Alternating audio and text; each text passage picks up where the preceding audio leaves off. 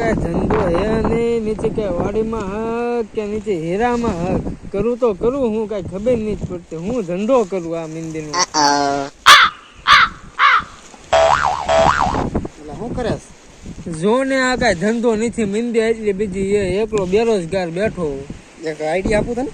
બોલ ને. ઓલા મેળામાં જતો રે, મહાકુંભ ના મેળા. હા અહીંયા તું પાણી વેચવાનું રાખ.